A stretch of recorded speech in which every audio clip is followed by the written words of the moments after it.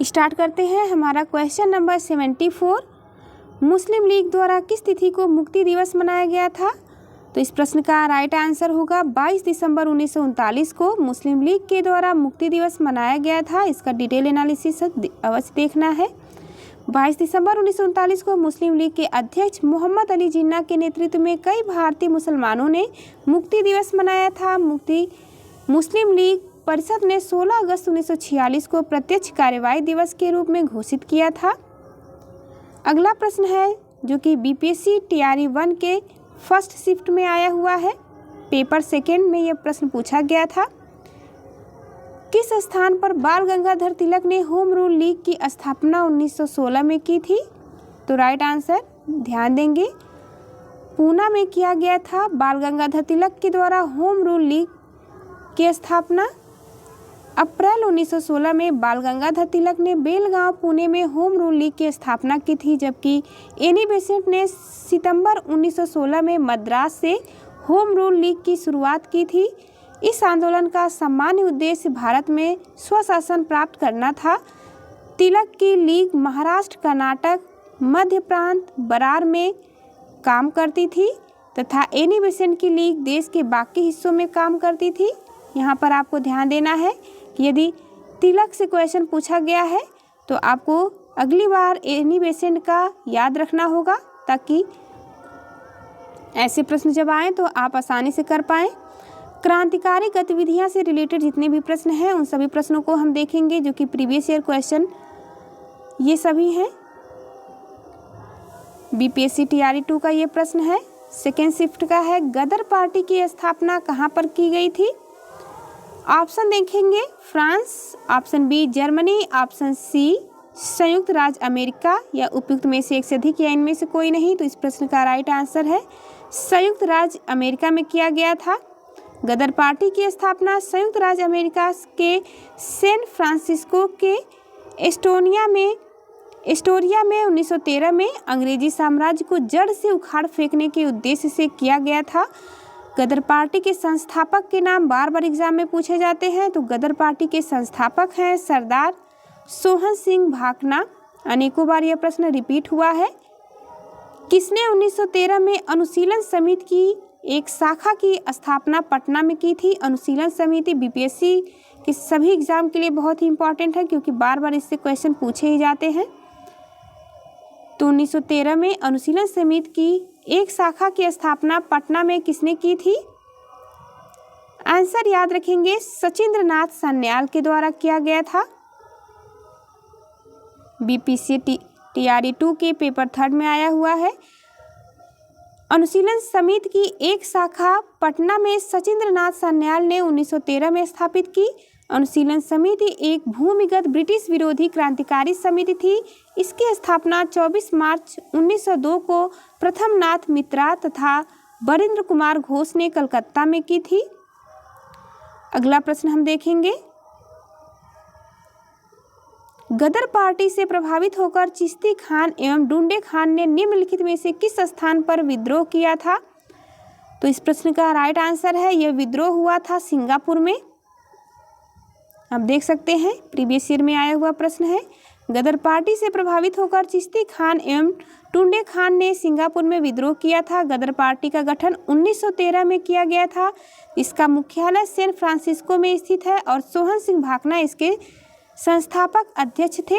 तो इससे आपको ये पता चलता है कि गदर पार्टी से रिलेटेड बार बार क्वेश्चन पूछे गए हैं और आपको इसे बहुत ही अच्छे से ध्यान रखना है, क्योंकि आपके बीपीएससी टीआरई 4 के एग्जाम में आने की पूरी संभावना है। इससे जुड़े प्रश्न, किस वर्ष मुजफ्फरपुर बम कांड की घटना घटी थी?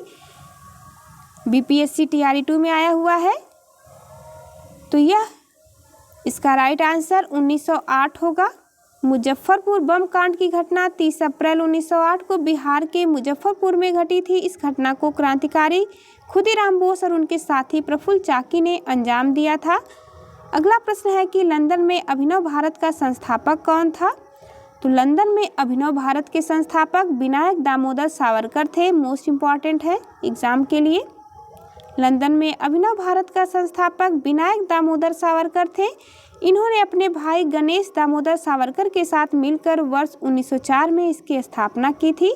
ध्यातव्य है कि विनायक सावरकर और गणेश सावरकर ने 1899 में नासिक में एक क्रांतिकारी संस्था मित्र मेला की शुरुआत की थी, जो आगे चलकर अभिनव भारत के रूप में स्थापित हुई। इसके अतिरिक्त सावरकर ब्रिटेन जाकर इंडिया हाउस तथा फ्री इंडिया सोसाइटी से भी जुड़े थे तथा वर्ष 1937 से 1943 तक हिंदू महासभा के अध्यक्ष भी थे। इनके द्वारा लिखी गई 2 पुस्तकें the history of the war of Indian independence तथा हिंदू कौन है प्रमुख है। अगला प्रश्न है हमारा क्वेश्चन नंबर 81 हम देखेंगे। बीपीएससी के TRE 1 में यह प्रश्न आया हुआ था सेकेंड शिफ्ट में। किसी षड्यंत्र के मामले में 3 अंग्रेजों को साजिश करने के लिए कारागार में अवरुद्ध किया गया था। इस प्रश्न का राइट आंसर होगा मेरठ षड्यंत्र मामला। षड्यंत्र मामलों से भी क्वेश्चन बार बार पूछे गए हैं और यह जूनियर में प्रश्न आया हुआ था बीपीएससी TRE 1 में। इसका एनालिसिस हम देखेंगे। एनालिसिस आपके एग्जाम के लिए काफ़ी इंपॉर्टेंट होते हैं। प्रश्न जरूरी नहीं है कि सेम हो रिपीट हो, पर एनालिसिस से क्वेश्चन अवश्य ही बनते हैं। मेरठ षड्यंत्र केस के अंतर्गत 3 ब्रिटिश नागरिक Philip Spratt, Ben Bradley, Lester Hutchinson को गिरफ्तार कर मुकदमा चलाया गया। इस केस में फंसी अभियुक्तों को बचाने के लिए Jawaharlal Nehru, MA Ansari, KN Katju, MC Kangla आदि ने पैरवी की थी। अगली टॉपिक हमारी है रॉलेट एक्ट, खिलाफत एवं असहयोग आंदोलन। मॉडर्न हिस्ट्री की सबसे इम्पोर्टेंट टॉपिक। असहयोग आंदोलन को निलंबित किया गया था, तो आपको बताना है कि किस वर्ष में निलंबित किया गया था असहयोग आंदोलन को। वर्ष 1922 ध्यान रखेंगे। इस प्रश्न का राइट आंसर होता है। इस टॉपिक से आपके क्वेश्चन में 100% एग्जाम आएंगे, तो आपको बहुत अच्छे से ध्यान से देखना है। असहयोग आंदोलन को चौरी चौरा कांड के पश्चात वर्ष 1922 में निलंबित किया गया था। चौरी चौरा उत्तर प्रदेश में गोरखपुर के निकट एक कस्बा है। इस घटना में 22 पुलिसकर्मी जिंदा जलाकर मार दिए गए थे, जिसके बाद असहयोग आंदोलन को गांधी जी ने समाप्त कर दिया था। निम्नलिखित में से असहयोग आंदोलन में भाग लेने वाले खेतिहरों की प्रमुख मांग कौन सी थी? राजस्व में कमी, बेगार का उन्मूलन, वन क्षेत्र में अपने पशुओं को चराने, ईंधन की लकड़ी तथा फल इकट्ठा करने हेतु खेतिहरों का प्रवेश खोलना। उपयुक्त में से एक से अधिक या इनमें से कोई नहीं। तो इस प्रश्न का राइट आंसर है उपयुक्त में से एक से अधिक, यानी कि इसके सभी ऑप्शन सही हैं। असहयोग आंदोलन में भाग लेने वाले किसानों की प्रमुख मांग राजस्व में कमी करना, बेगारी का उन्मूलन करना तथा जमींदारों का बहिष्कार किया जाना था।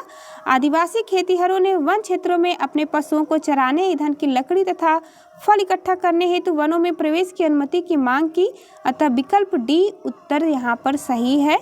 अगली टॉपिक हमारी है सविनय अवज्ञा, गांधी इरविन समझौता एवं गोलमेज सम्मेलन। प्रश्न है इससे रिलेटेड। खुदाई खिदमतगार आंदोलन का नेतृत्व किसने किया था? ख्वाजा मोइनुद्दीन चिश्ती ने। अगला ऑप्शन क्या है, आइए देखते हैं।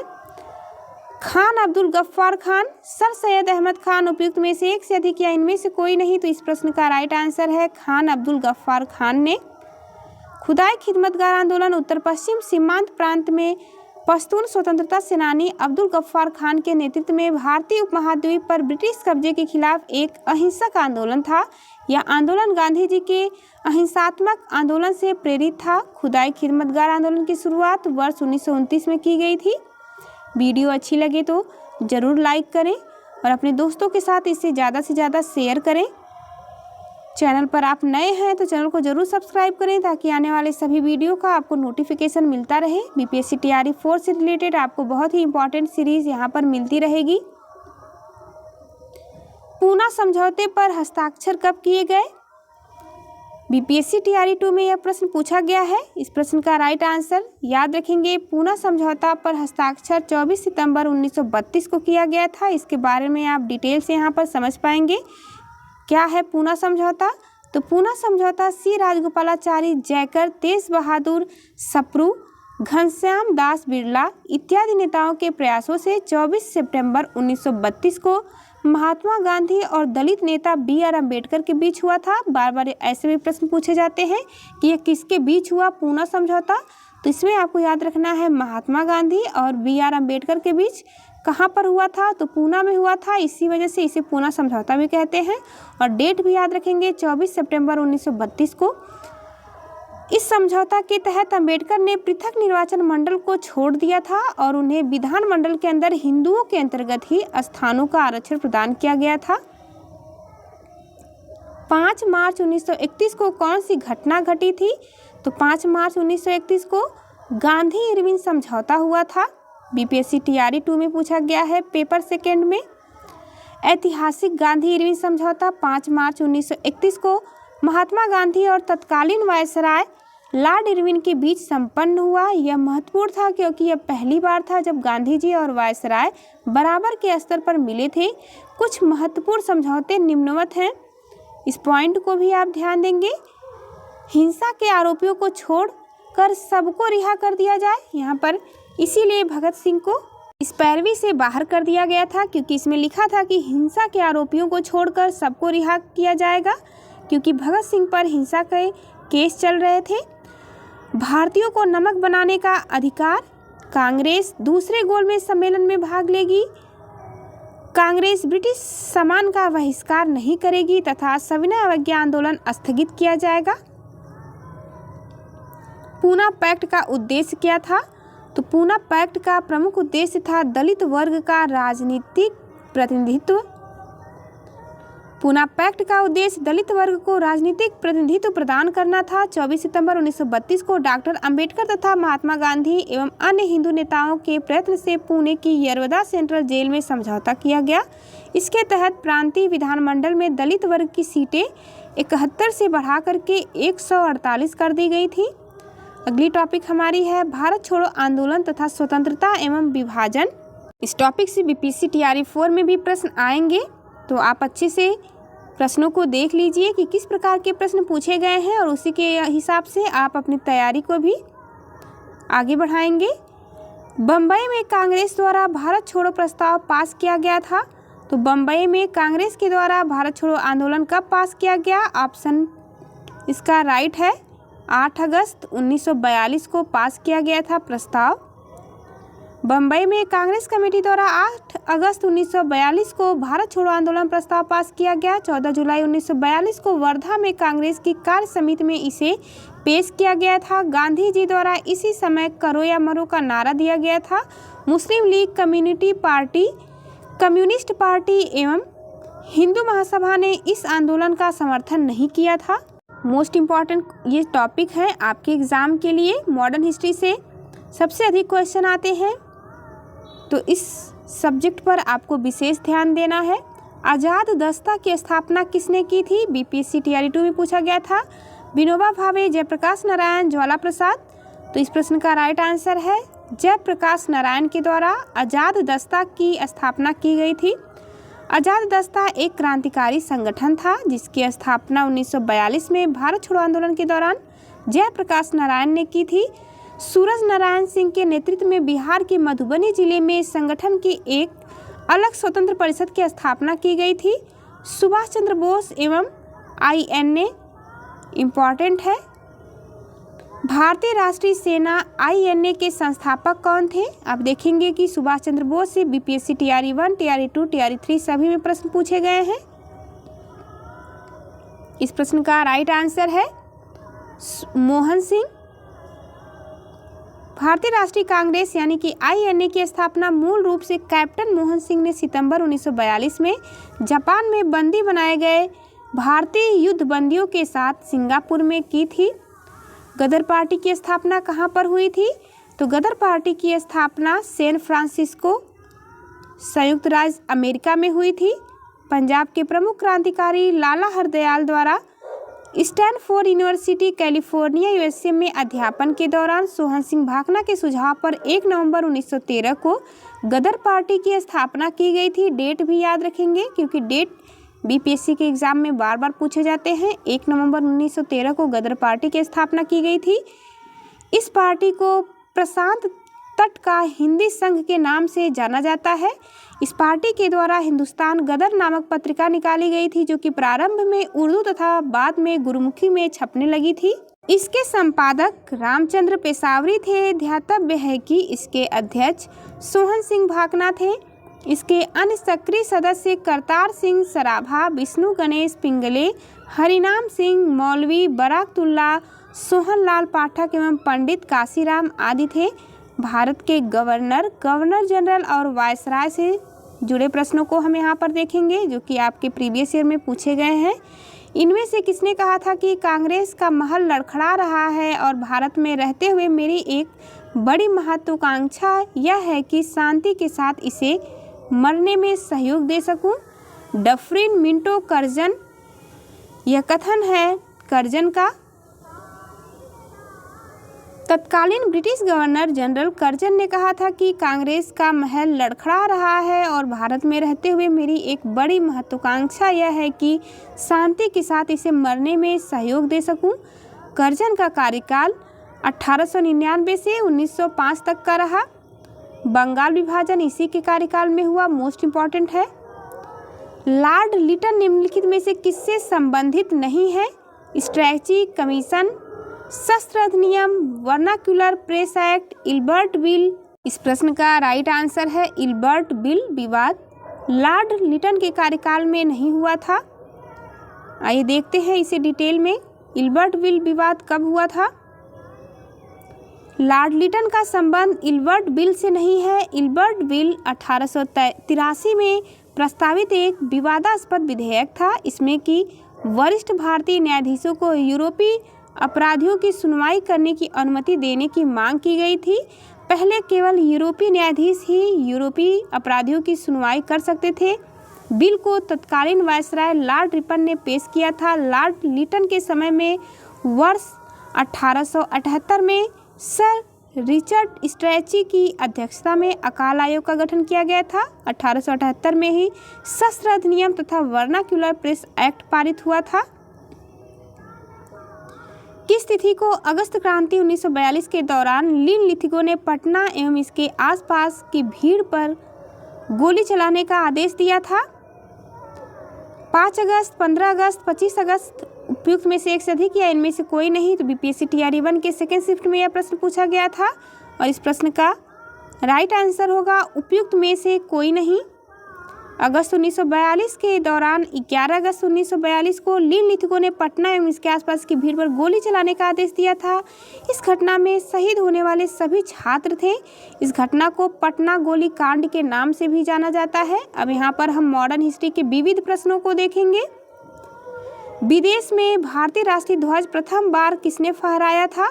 तो विदेश में भारतीय राष्ट्रीय ध्वज प्रथम बार फहराया था मैडम भीकाजी कामा के द्वारा फहराया गया था।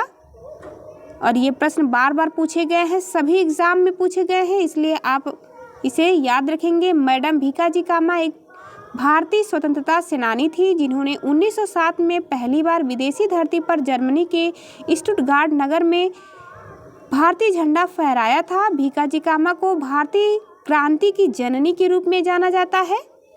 अगला प्रश्न हम देखेंगे। इनमें से कौन इंग्लैंड में भारत के अनाधिकारिक दूत बने? इस प्रश्न का राइट आंसर है इंग्लैंड में भारत के अनाधिकारिक दूत बने थे दादा भाई नौरोजी। दादा भाई नौरोजी बहुत ही इंपॉर्टेंट है मॉडर्न हिस्ट्री में। इंग्लैंड में भारत का अनाधिकारिक दूत दादा भाई नौरोजी माने जाते हैं। 1866 ईस्वी में ईस्ट इंडिया एसोसिएशन की स्थापना कर दादा भाई नौरोजी ने ब्रिटिश जनता और संसद को भारतीय विषयों से अवगत कराया तथा भारतीयों के पक्ष में इंग्लैंड में जन समर्थन तैयार किया, इसलिए वे भारत के दूत कहे जाते थे। इन्हें सम्मानपूर्वक भारत का वयोवृद्ध पुरुष यानी कि grand old man of India कहा जाता है। अगला प्रश्न है क्वेश्चन नंबर 97। भारत सरकार अधिनियम 1935 को किसने गुलामी का चार्टर बताया था? मोस्ट इंपॉर्टेंट क्वेश्चन है जो कि बीपीएससी टीआरई 2 में पूछा गया था। महात्मा गांधी, नेताजी सुभाष चंद्र बोस, मौलाना हसरत मोहानी। उपयुक्त में से एक से अधिक या इनमें से कोई नहीं। तो इस प्रश्न का राइट आंसर है इनमें से कोई नहीं। भारत शासन अधिनियम 1935 को दास्ता या फिर गुलामी का चार्टर जवाहरलाल नेहरू ने कहा था। इसके साथ ही इन्होंने इसे एक कार जिसमें ब्रेक तो है पर इंजन नहीं है भी कहा था। जिन्ना ने इस एक्ट को पूर्णतया सड़ा हुआ, मूल रूप से बुरा कहकर पूर्णतया अस्वीकृत कर दिया था। इसी एक्ट द्वारा बर्मा यानी कि जिसे म्यांमार कहते हैं वर्तमान में, भारत से अलग कर दिया गया। अगला प्रश्न है, अंग्रेजों ने भारत पर लंबे समय तक राज्य कैसे किया था? कांग्रेस की उदारवादी के कारण, भारतीय नेताओं के गिरफ्तारी के कारण, बांटो और राज करो की नीति के कारण, या उपयुक्त में से एक से अधिक, या इनमें से कोई नहीं? तो इस प्रश्न का राइट आंसर है अंग्रेजों की नीति थी बांटो और राज करो। इस नीति के कारण अंग्रेजों ने लंबे समय तक राज्य किया भारत पर। अंग्रेजों ने भारत पर लंबे समय तक शासन करने के लिए बांटो और राज करो की नीति का सहारा लिया। शुरू में हिंदू और मुसलमानों को लड़ाया गया और बाद में हिंदुओं को भी आपस में दलित और पिछड़ों के आधार पर लड़ाया गया। मार्ले मिंटो सुधार, मॉन्टेग्यू चेम्सफोर्ड सुधार, मुस्लिम लीग की स्थापना, सांप्रदायिक पंचायत आदि इसके प्रमुख उदाहरण है। क्वेश्चन नंबर 99, 1863 में इंडियन सिविल सर्विस पास करने वाले प्रथम भारतीय इनमें से कौन से थे? देवेंद्र नाथ ठाकुर, सत्येंद्र नाथ ठाकुर, सुरेंद्र नाथ बनर्जी, उपयुक्त में से एक से अधिक, या इनमें से कोई नहीं? प्रश्न का राइट आंसर है ऑप्शन बी, सत्येंद्र नाथ ठाकुर। 1863 में इंडियन सिविल सर्विस पास करने वाले प्रथम भारतीय सत्येंद्र नाथ ठाकुर थे। सत्येंद्र नाथ ने 1865 में अहमदाबाद के सहायक मजिस्ट्रेट और कलेक्टर के पद पर काम शुरू किया। वे सिविल सर्विसेज में लगभग 30 सालों तक रहे। क्वेश्चन नंबर 100 हम देखेंगे, किस समाज सुधारक को लोक हितवादी के नाम से जाना जाता है? MG Ranade, GK Gokhale, GH Deshmukh? तो इस प्रश्न का राइट आंसर है जीएच देशमुख को लोक हितवादी के नाम से जाना जाता है। गोपाल हरि देशमुख, इनका पूरा नाम है गोपाल हरि देशमुख, को लोक हितवादी के नाम से जाना जाता है।